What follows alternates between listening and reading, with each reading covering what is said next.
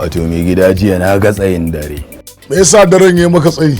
Wani baran baki na ne dare yayi ya fita neman wato to garin neman watin ne ya haɗu da wasu dabbobi a hanya. Suka tare shi suka yi makawanya sun takure shi. To ganin wannan ne yasa kaddara ta ingiza shi ya cizo saboda dare ne baya ganin komai. Baya ganin gabansa saboda duhu.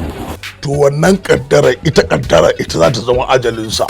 Inna lillahi wa inna ilaihi raji'un. Kamar ya mai gida. To a wannan daren ita wannan cizon da a cikin wannan daren ai kura ce take da takunkumi idan na mata cizo kuma 'ya'yanta guda 6 duk babu wanda yake da takunkumi bakinsa a buɗe yake kuma a kawo ta gaya min yadda za su yi da shi.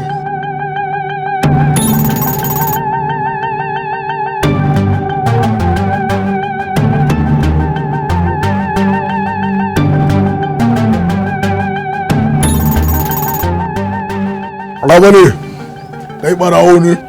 Fita mai gida fita da bakin na ragon nan kai shaida ne a ƙarshen rayuwata ba ni ba Musa. Mazubi gaban yaya. To in dai kai ba barawo bane ina son ka bambanta mun da wanda ya zare ma bindiga ya karba abinka da wanda ya zare ma wuka ya karba abinka gaya mun bambancin abin.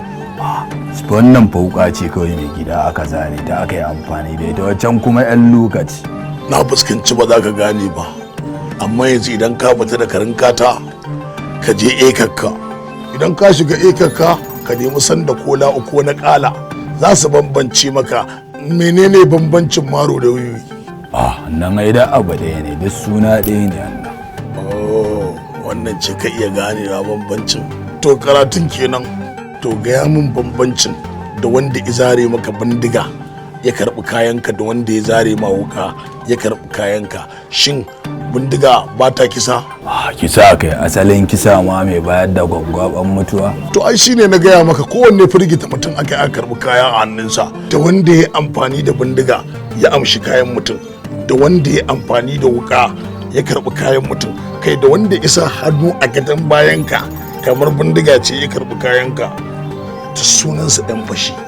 Wallahi triple R din nan idan aka rubuta ma sai ka cika masifa modaran robbery rap wannan ka kiyaye ta ko a wurin kwanciyar alkali ya rubuta ma takarda a takardar tsire zai ka shiga wahala.